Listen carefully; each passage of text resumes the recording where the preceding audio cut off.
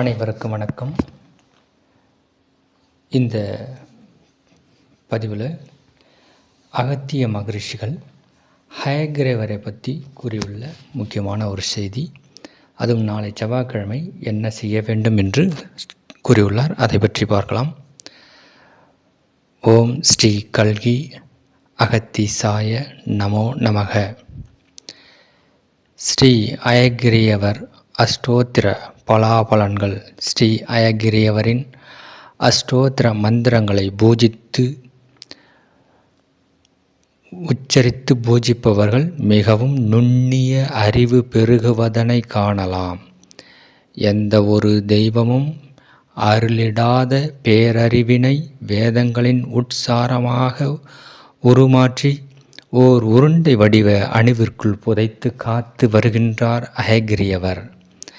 அகத்திய மகானாகிய எமது கோரிக்கைகளை ஏற்று இப்பிரபஞ்சம் இயங்குகின்ற பேரறிவினை எமக்கும் அருளி உள்ளார்.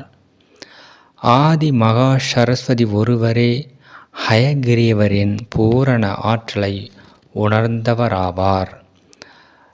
அற்புதமான குருவினை ஏற்று உயரிய சீடராக பணியாற்றி ஆதி மகா சரஸ்வதி தனது பல படிநிலைகளையும் உயர்த்தி கொண்டார்.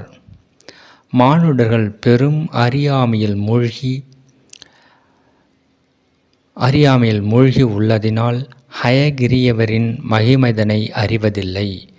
எனினும் எமது அழைப்பினை ஏற்று மானிடகுலம் காத்திடவும் யுகமாற்றம் புரிந்திடவும் அன்பாலயத்தோடு இணைந்துள்ள ஹயக்ரீவ மகரிஷிகளை துதித்து அஷ்டோத்திரம் உரைத்து பூஜியுங்கள். மகா சரஸ்வதியும் மகிழ்ந்திடுவார். குருவாக ஏற்று பூஜிப்பவர்கள் வியாழக்கிழமைகளில் அவரை பூஜித்திடலாம். எனினும் சூட்சுமம் ஒன்றினை உரைத்திடுவோம். ஏற்புடையோர் ஏற்கட்டும். ஸ்ரீ ஹயக்ரீவ மகரிஷிகளின் அஷ்டோத்திரம் உரைத்து பூஜிப்பவர்கள் புனிதத்தன்மையினை அடைவர். விண்ணுலக வாழ்வினில் 3 படிநிலைகளை எளிதாய் கடப்பர். மனித வாழ்வு நிறைவு பெற்றவுடன் பல படிநிலைகளை கடப்பதே விண்ணுலக வாழ்வு என்று அறிந்திட்ட நிலையில் அனைவரும் புவி வாழ்க்கையில் வசித்து கொண்டே விண்ணுலகில் 3 படிநிலைகளை கடந்து விடலாம். இவரின் வேகமும் விவேகமும் மிக மிக வீரியமானது. அதே தருணத்தில் சாந்தமும் அமைதியும் மிகவும் வீரியமானது.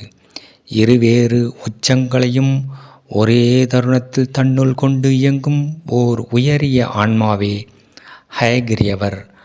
அவர் ஆழ்ந்த அமைதியுடனும் சாந்தமான மோன நிலையிலும் வீற்று விட்டால் இயங்கா தன்மையே சித்திக்கும். எனினும் ஆதிசக்தியினை காட்டிலும் வீரியமாய் இயங்கிக் கொண்டே சாந்த நிலையில் வீற்றிருக்கும் கலை அறிந்த ஒரே ஆன்மா ஹயக்ரீவரின் ஆன்மாவாகும்.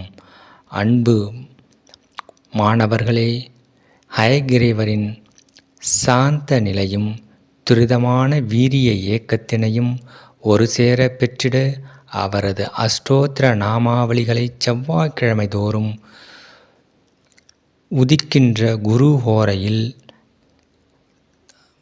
தருணத்தில் பாராயணம் செய்து விடுங்கள்.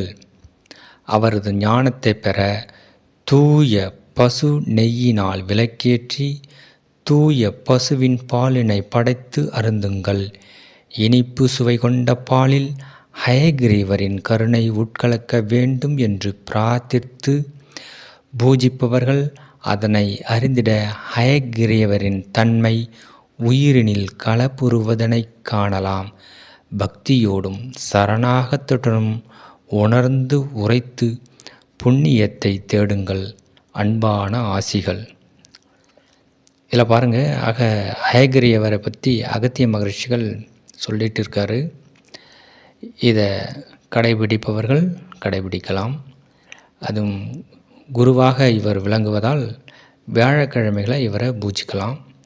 அப்படி இல்லைனாக்கா செவ்வாய்க்கிழமையில், அதுவும் இந்த குருஹோரை வரக்கூடிய நேரம், அந்த நேரத்தில் பசுவினுடைய தூய பசுவின் நெய்யினால் விளக்கேற்றி, அதே மாதிரி பசுவினுடைய பாலின் அருந்தி வர வேண்டும்.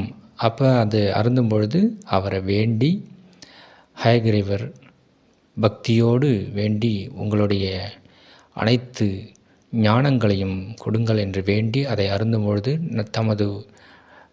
நம்மளுடைய உயிரிலே கலந்து முழுமையான ஞானத்தை வழங்குவார் அப்படின்னு சொல்லிட்டு அகத்திய மகரிஷிகள் சொல்லியிருக்காங்க. உணர்ந்து ஏற்று அவரது பாதங்களை பணிவோமாக. நன்றி. இது ஏன் சொல்கிறேன்னா, நாளைக்கு செவ்வாய்க்கிழமை குருஹோரை எந்த டைமுன்னு கூட நீங்கள் காலண்டரில் பார்த்து அந்த குருஹோரையில் இதை செய்து அவருடைய ஆசைகளை பெறலாம். நன்றி.